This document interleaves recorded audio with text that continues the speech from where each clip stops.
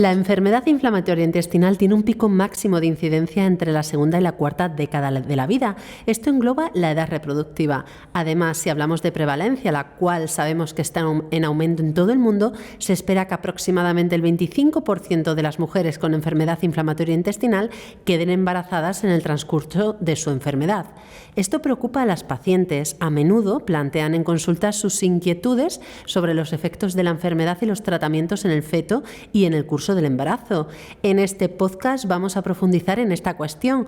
Conoceremos cómo manejar un posible brote durante el embarazo, cómo esta etapa puede afectar a la actividad de la enfermedad y lo haremos de la mano de Marta Calvo, médico adjunto de la Unidad de Enfermedad Inflamatoria Intestinal del Hospital Universitario Puerta de Hierro Majadahonda en Madrid, y además Marta es coordinadora del menú Mujer de Geduca Inflamatoria, plataforma informativa y formativa sobre la enfermedad inflamatoria intestinal realizada y actualizada por diferentes profesionales de las unidades de enfermedad inflamatoria intestinal dentro de GTQ. Bienvenida, Marta. Muchas gracias, Mar. Es un placer tenerte aquí de nuevo, Marta. Sí, igualmente. Y el tema que traemos es especialmente preocupante. Actualmente, Marta, ¿cómo evolucionan los resultados del embarazo en estas pacientes? ¿Son similares a los resultados en la población general? La verdad es que las mujeres con enfermedad inflamatoria intestinal son tan propensas a quedar embarazadas, salvo por cirugías o por actividad de la enfermedad, como aquellas que no lo tienen. Y tenemos bastante claro que los fármacos aquí no van a afectar. En cuanto a los varones y la contribución sobre el embarazo, los factores cirugía y actividad van a ser limitantes, ¿no? Y los fármacos en general no, salvo la sulfasalacina. Pero ahora bien, cuando una mujer consigue ese embarazo, los resultados comparados con la población general, la verdad es que pueden diferir. Son embarazos más complicados. Hay más riesgo de aborto, parto prematuro, bajo peso al nacer, también de preeclampsia y también de eventos tromboembólicos. Sabiendo esto, deberíamos estar especialmente atentos a estas pacientes y, desde luego, que coordinarnos y trabajar en conjunto con los obstetras para mejorar los resultados. Marta, has dicho que la actividad de la enfermedad puede condicionar infertilidad, pero ¿cuál es la relación entre la enfermedad activa y complicaciones en el embarazo? ¿Existe alguna relación? La verdad es que la actividad es el factor de riesgo más significativo asociado al desarrollo de una complicación del embarazo. De tal modo que una enfermedad activa se va a asociar a todos estos eventos que hemos comentado previamente no deseados. Sin embargo, cuando la enfermedad está inactiva durante la concepción, la verdad es que la evolución suele ser bastante similar a la población general. Por tanto, tendríamos que hacer un esfuerzo especial en lograr esa remisión ya antes de la concepción y valorarla. Valorarla por métodos no solo clínicos, idealmente por biomarcadores, por técnicas de imagen, por endoscopias, aunque es verdad que los estudios que hay en este sentido en general valoran lo que es la actividad clínica. Y aquí quería comentar también pues, que probablemente la monitorización de niveles de fármaco, el TDM, que tenemos para infliximab, adalimumab, que usamos habitualmente en práctica clínica, nos van a ofrecer la oportunidad de poder controlar mejor la actividad y tener más garantías de que todo vaya bien. ¿El embarazo puede afectar a la actividad de la enfermedad por igual en pacientes con enfermedad de Crohn y pacientes con colitis ulcerosa? Mira, hay estudios, el estudio prospectivo que todos conocemos, multicéntrico, el estudio americano, el estudio PIANO, que se va a centrar en la evolución del embarazo en mujeres y también en sus niños, que lo que se observa es que las pacientes con colitis ulcerosa tienen más riesgo de brote durante el embarazo y en el puerperio, y esto se va a refrendar, se replica en un estudio de caso control europeo multicéntrico, el estudio EPICOM, en el que va a valorar la actividad de la enfermedad a lo largo de los 3 trimestres y en el posparto, y mediante unos cuestionarios validados va a comparar cómo es la evolución de la actividad en mujeres con colitis ulcerosa con embarazo y mujeres con colitis ulcerosas no embarazadas. Lo que se observa en este estudio es que las pacientes con colitis ulcerosa embarazadas tienen más riesgo de brote. En estos 2 estudios no se observa que la enfermedad de Crohn tenga especialmente riesgo de tener más actividad durante el embarazo. No obstante, hay estudios en los que sí que se observa que las pacientes con enfermedad de Crohn podrían tener más complicaciones tipo obstrucción, enfermedad perianal, etcétera. Por tanto, parece que la enfermedad, el embarazo en la enfermedad inflamatoria intestinal va a hacer que las pacientes con colitis ulcerosa tengan más riesgo de brote, que las pacientes con enfermedad de Crohn tengan más riesgo de complicaciones, y todo esto fundamentalmente es cuando la enfermedad está activa en la fase preconcepcional. Por tanto, deberíamos estar totalmente atentos a conseguir esta remisión y, desde luego, obstetras y digestivos pendientes de esa actividad para poder tratarla si se produjera. Precisamente estar pendiente de esa monitorización de las embarazadas para asegurarse la actividad de la enfermedad, que la actividad de la enfermedad está controlada es clave. ¿Pero cómo lo hacéis? La verdad es que es muy importante tener en cuenta que los cambios fisiológicos que se producen en el embarazo pueden asociarse a alteración en los valores de biomarcadores séricos. En mujeres normales, sin enfermedad inflamatoria intestinal, se sabe que la hemoglobina y la albúmina van a bajar, la PCR puede aumentar y además existe una revisión sistemática que dice que no se van a correlacionar con la actividad. Bueno, esto es importante, aunque también nos puede ser útil monitorizar la tendencia de estos biomarcadores séricos. Por el contrario, y por suerte, la calprotectina fecal no parece verse afectada por el embarazo y sí que se correlaciona con la actividad de la enfermedad. Por tanto, la calprotectina fecal va a ser un biomarcador claramente útil en la monitorización de la actividad durante el embarazo.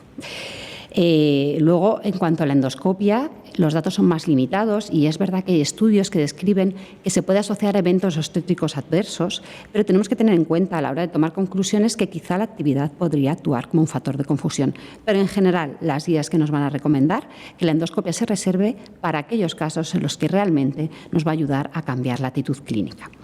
Respecto a las técnicas de imagen, para evitar la radiación, desde luego se va a preferir la resonancia magnética frente al TAC, pero ojo con el gadolinio, porque los efectos en el feto son desconocidos. Por tanto, en este escenario, la técnica de elección en la monitorización, técnica de imagen de elección en monitorización en el embarazo, va a ser la ecografía intestinal, que nos va a permitir valorar de forma adecuada el colon hasta el principio del tercer trimestre y el ilion terminal hasta la semana 20. Más allá, pues este útero grávido pues realmente va a resultar un impedimento. Los datos en cuanto al TDM, que hemos estado comentando antes, en el escenario del embarazo, la verdad es que son muchísimo más escasos. Parece que los niveles de adalimumab permanecen más estables a lo largo del embarazo. Sin embargo, los de infliximab hay un mayor aclaramiento en el segundo o tercer trimestre y esto va a hacer que estos niveles de fármaco sean más elevados. Por tanto, aquí en este escenario hay muchas dudas que tenemos sin resolver sobre el uso del TDM, pero lo que tenemos clarísimo, y lo hemos comentado, es que quizá nos podría ayudar mucho en la fase preconcepcional para asegurarnos que tenemos bien los fármacos y que las cosas van a ir bien. Además, Marta, me gustaría saber, porque hemos hablado de que puede que se produzcan brotes durante el embarazo, ¿cómo lo manejáis los profesionales sanitarios?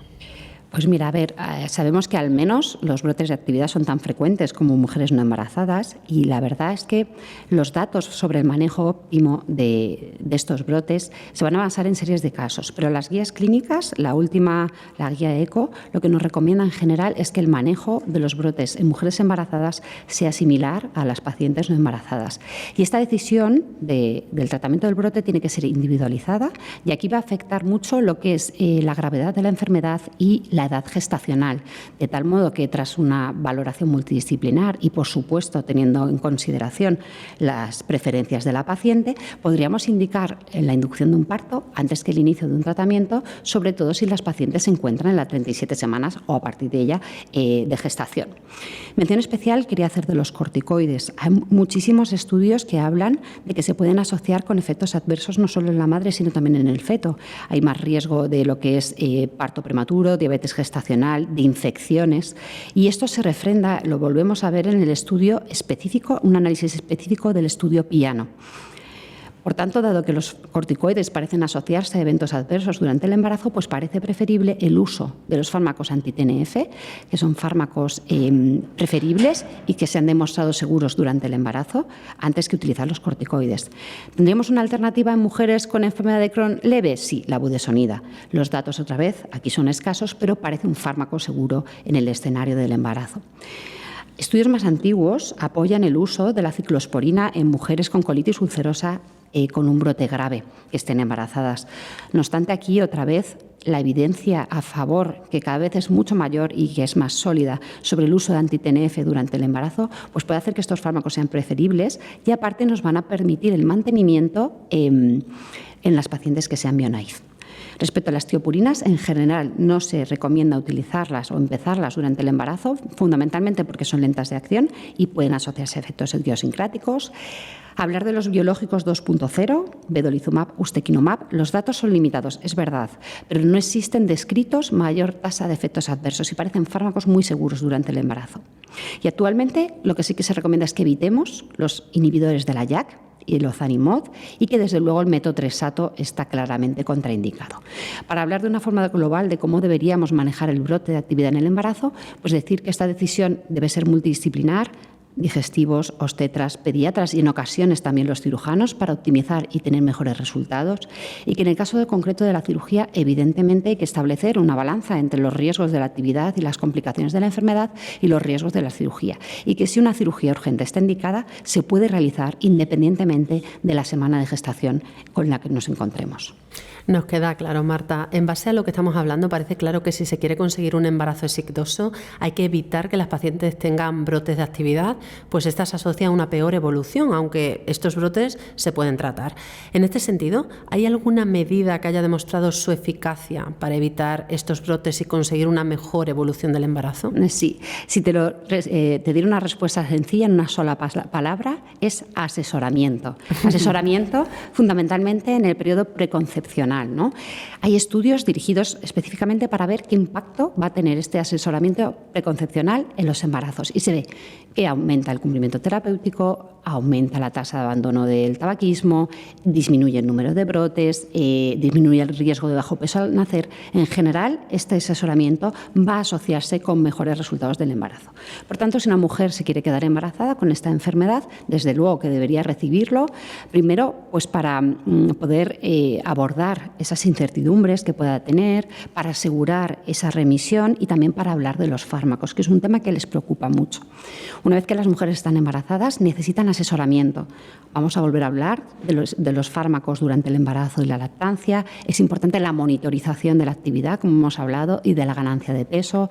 Es importante establecer un plan de parto, esto es fundamental, y hablar de las vacunas. Y una vez que la mujer da a luz, también necesitan asesoramiento para hablar sobre los fármacos durante la lactancia, para la reintroducción en el caso de que lo hayan suspendido, hablar de las vacunas y, por supuesto, valorar cuál es su salud mental. Precisamente sobre su salud mental, ese es un aspecto que no siempre se tiene en cuenta. ¿Cómo viven las pacientes con enfermedades inflamatorias su embarazo? ¿Son más vulnerables a desarrollar este tipo de enfermedades mentales? La verdad es que el embarazo es una etapa de retos, no solo por los cambios físicos, sino también es que hay una revolución emocional. Es una montaña rusa de perspectivas, expectativas, de miedo que nos va a pasar a todas las mujeres, ¿no? Cuando planteamos el embarazo, claro que sí, lo sabemos. Más aún en las pacientes con enfermedad inflamatoria intestinal. En esta escena tan complicada, además entra un actor principal que ocupa mucho espacio, que es la enfermedad en sí. Las mujeres, por su cronicidad, van a necesitar un tratamiento. Sus hijos tienen riesgo de heredar esta enfermedad y hay un montón de matices más que hace todo más complicado. Si tenemos en cuenta que la prevalencia de enfermedad mental es más frecuente en los pacientes con enfermedad inflamatoria intestinal, ¿qué pasa en el escenario concreto de la concepción, el embarazo y el posparto, el puerperio? Pues los estudios lo que nos dicen es que especialmente es vulnerable el puerperio. Ojo y atención, estas pacientes tienen más riesgo de desarrollar enfermedad mental de nuevo, fundamentalmente ansiedad, depresión y trastorno por abuso de sustancias. Esto hay que tenerlo en cuenta, ser muy conscientes de que esto puede suceder y desde luego esforzarnos en dar una atención de calidad y estar atentos a los síntomas, porque si las pacientes los desarrollan, desde luego que deberíamos derivarlas rápidamente a un profesional especializado. Pero también se puede prevenir. También se puede prevenir. ¿Sabes cómo se puede prevenir fundamentalmente? ¿Qué factor se asocia fundamentalmente? El asesoramiento preconcepcional. Volvemos a esa palabra que nos acompaña toda la charla. Resumiendo un poquito, Marta, ¿qué recomendarías a las pacientes con enfermedad inflamatoria intestinal que desean quedarse embarazadas? Desde luego que soliciten ese asesoramiento. Sí, por favor, para resolver sus dudas, que parece clave y muy relevante apuntar a esa remisión, que se valore la anemia, otros déficits, su situación nutricional, que tomen suplementos de ácido fólico. Desde luego que incidir que tabaco, alcohol, sobrepeso y obesidad pueden asociarse no solo en eventos adversos de su embarazo, sino también en sus hijos. Respecto a los fármacos, que la gran parte son seguros durante el embarazo y que no deberían abandonarlos, y que si tienen dudas antes de abandonar, que pregunten, y desde luego lo que es fundamental, que realicen un seguimiento de su embarazo por profesionales especializados. Haciendo un poco de autocrítica, Marta, ¿qué recomendarías a los especialistas en enfermedad inflamatoria intestinal sobre el manejo de esta enfermedad durante el embarazo? Pues idealmente todas nuestras pacientes, ¿no?, que deseen quedarse embarazadas, pues deberían haber recibido esa información general y específica de la enfermedad inflamatoria intestinal, pero es que no todos los embarazos son planificados, muchas veces no lo sabíamos. Entonces, recomiendo esa información ya no en mujeres que ya te expresen el deseo de concebir, sino en todas las mujeres de edad fértil.